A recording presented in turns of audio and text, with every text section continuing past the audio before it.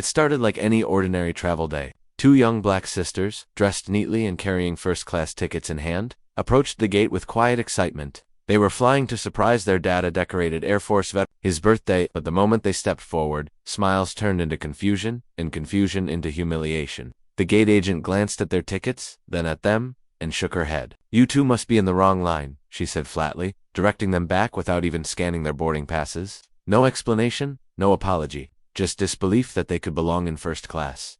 The sisters stood there, stunned and embarrassed, while passengers behind them whispered and stared. When they tried again, another staff member dismissed them coldly. "First class is full." Except it wasn't. They knew it wasn't. They had receipts, confirmed seats, everything, but nothing seemed to matter, not their tickets, not their calmness, not even their truth. What the airline didn't realize was that the girl's father wasn't just any dad. When they finally called him, his calm voice didn't rise. Instead, it carried weight, the kind that shifts rooms, the kind that halts operations. Within 20 minutes, something happened no one at that gate had ever seen before. Flights started, grounding. Terminal staff suddenly went quiet. Supervisors rushed in, and a single phone call turned an ordinary day into a moment the entire airport would never forget. This is not just about a flight, it's about dignity, power, and a father's unwavering love. The girls Alaya and Nia stood near the gate, still trying to process what had just happened. Alaya, the older sister, clutched her phone tightly as her dad's calm voice echoed in her ear. "Don't argue, don't raise your voice, just stay put. I'm handling it." Nia, just 16, looked up at her sister, her eyes filled with frustration and disbelief. They'd never been in a situation like this before. They were used to earning their place at school, in sports, in life. But now, standing there, it was clear that their presence alone had sparked suspicion. The airline staff had gone from dismissive to uncomfortable. A few even stepped away to talk into radios, casting nervous glances toward the sisters. It was like something had shifted. Within minutes, a hush spread across the terminal as the overhead announcements suddenly stopped. No new boarding calls, no flight updates, just silence.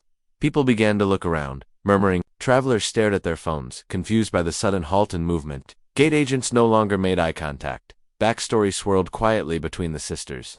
Their father, Major Darnell Brooks, had spent over 2 decades in the Air Force. He was known for his calm under pressure, his intelligence, and most of all, his connections. He wasn't the kind of man to scream into a phone. He didn't need to, and the girls knew if he was making calls, things were about to get serious. But still, they didn't know just how serious this moment was becoming. As the minutes ticked by, the atmosphere inside the terminal grew stranger. Flights were now delayed across multiple gates, and restless passengers started gathering near the monitors, trying to understand what was going on.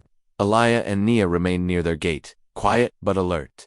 A supervisor finally approached them, her expression tense. "We're reviewing the situation," she said, avoiding direct eye contact. It wasn't much of an answer, but it was the first sign anyone had acknowledged something was wrong. Behind the scenes, unseen calls were being made. Major Brooks had reached out not only to airline officials, but also to contacts at the Department of Transportation. One of those contacts, a former student of his from a leadership program now, worked in federal aviation oversight.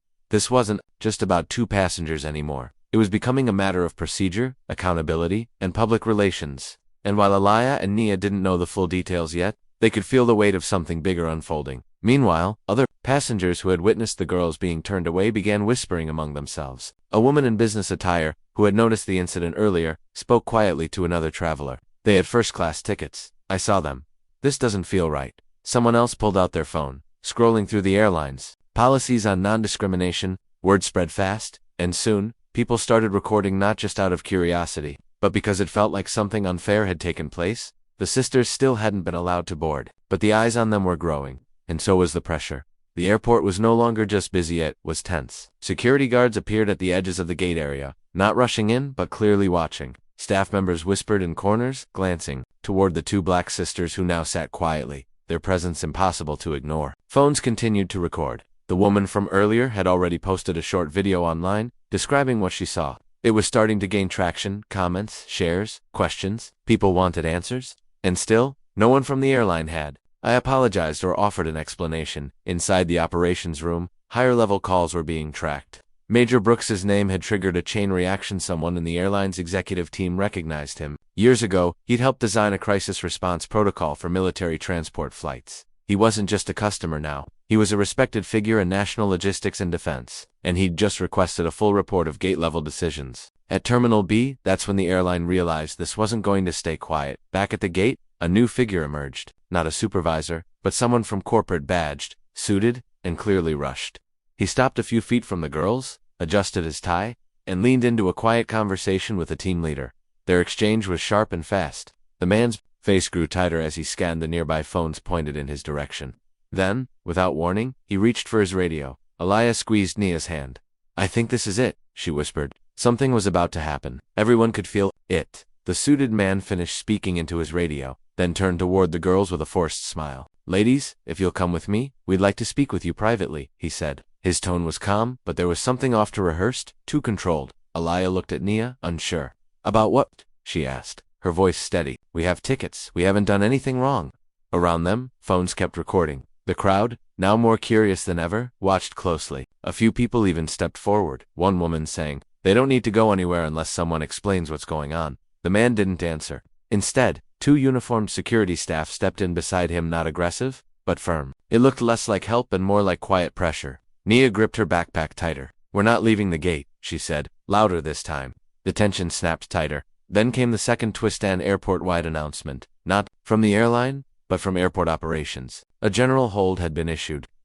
All departures from Terminal B were paused due to an active investigation involving passenger misconduct. Whispers turned into gasps. Screens across the terminal lit up with delay notices. This wasn't just about a misunderstanding anymore. Someone was trying to shift blame.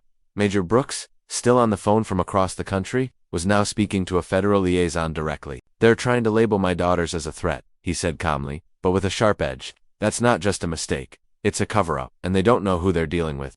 Just as the pressure in the terminal reached its peak, a group of uniformed individuals entered through a secure side door. TSA officials, a senior airport director, and two federal transportation agents. They didn't stop at the counters or the managers. They walked directly to Aliyah and Nia. The man in the suit who had tried to escort them away froze mid-step. One of the agents pulled out an ID and looked him in the eye. "Step aside. You're done here." Passengers fell into a hush. Cameras were still rolling. The older agent turned to the girls, voice steady. "Miss Elia, Miss Nia, your father has been in contact with federal oversight. You're not under investigation. In fact, it's the airline that's being reviewed. Effective immediately."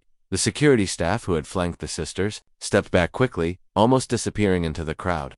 It was clear now this had gone far beyond a gate dispute. The girls were then escorted, not to a back room, but straight onto the jet bridge. The captain himself met them halfway, apologized sincerely, and invited them to their original first-class seats. Passengers watching erupted into quiet claps, a few even cheering. The injustice had been seen and stopped, but just as they settled in, the final twist hit. A woman sitting in coach stood up, phone in hand.